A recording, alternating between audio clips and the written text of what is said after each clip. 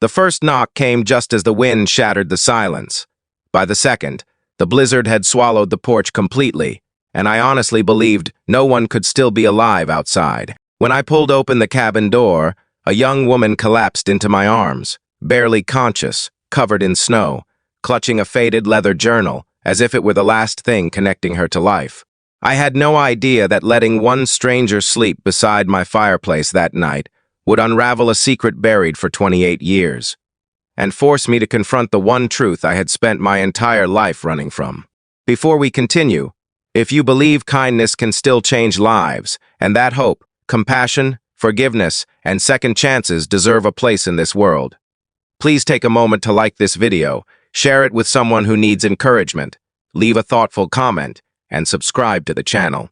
Your support helps these heartfelt stories reach people who may need them the most.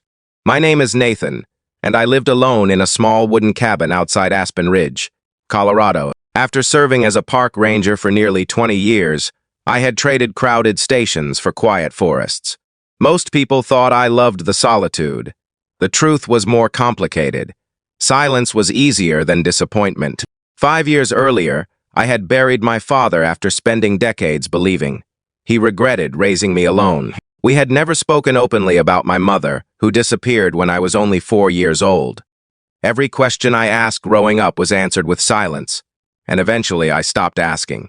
That January storm was unlike anything I had ever seen. Snow piled against the windows, while the mountains disappeared behind a wall of white.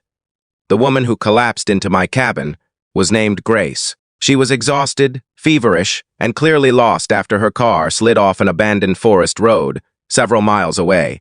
I wrapped her in warm blankets, made soup, and let her sleep near the fireplace while I stayed awake listening to the storm roar through the pines. The next morning, the sky cleared into a brilliant blue, but Grace remained weak. As I gathered firewood, I noticed the worn leather journal resting beside her blanket. I never intended to invade her privacy, yet when it accidentally slipped from the table, an old photograph fell onto the floor. My hands froze. The smiling young man standing beside a beautiful woman was unmistakably my father, Thomas. He looked nearly 30 years younger, happier than I had ever known him. Grace awoke before I could process what I was seeing. Tears quietly filled her eyes when she realized the photograph had been exposed. She explained that the journal had belonged to her grandmother, Rebecca. For decades, Rebecca had carried the weight of a heartbreaking misunderstanding. She and Thomas had loved each other deeply, but a tragic accident and several unanswered letters convinced each of them the other had chosen a different life. Rebecca eventually moved across the country, carrying only memories and the journal that documented every letter she never had the courage to send. As Grace continued, my heart pounded harder with every sentence. She had been traveling through Colorado to fulfill her grandmother's final wish.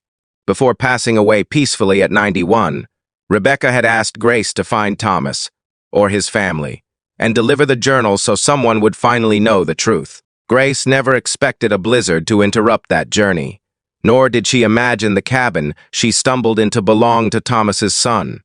I spent the rest of the day reading pages filled with hope, regret, faith, and unwavering love. My father had never abandoned the woman he loved. My mother had never intentionally disappeared from our lives either. The painful confusion I grew up believing had been built upon lost letters, wrong assumptions, and years of silence. My father had carried heartbreak instead of bitterness. Suddenly, the reserved man I thought I understood became someone entirely different. For weeks after Grace recovered, we worked together to piece together forgotten family history. We contacted distant relatives, visited old churches, and searched dusty county archives. Everywhere we went, people remembered Thomas as a quiet man who always helped others, despite carrying sadness in his eyes. I realized he had never stopped believing that kindness mattered, even when life had broken his own heart. Grace eventually returned home to Ohio, but before leaving, she handed me the journal permanently. She smiled and said her grandmother would finally be at peace because the story had reached the family it belonged to. Standing beside the snow-covered cabin, I watched her drive away under a bright winter sky, realizing that strangers sometimes enter our lives carrying answers we never knew we still needed. The following spring, I transformed part of my cabin into a welcoming shelter for hikers caught in unexpected storms. A simple wooden sign outside read, "No one faces the cold alone." Travelers began stopping not only for warmth, but for conversation, friendship, and hope. Every person who entered reminded me that compassion often begins with opening a single door. If this story has touched your heart, please take a moment to like the video, subscribe for more uplifting stories, and share it with someone who still believes that kindness has the power to heal even the oldest wounds. Your support means more than you know. Before this story ends, I'd love to hear from you. Please leave a comment and tell us about a moment when an unexpected stranger changed your life or restored your faith in humanity. Your story might inspire someone reading the comments today. Even now, whenever winter storms roll across the Colorado mountains, I light an extra fire before nightfall. Not because I expect another miracle to knock on my door, but because I know miracles rarely announce themselves. Sometimes they arrive tired, covered in snow, carrying nothing more than an old journal and a truth that finally sets a heart free.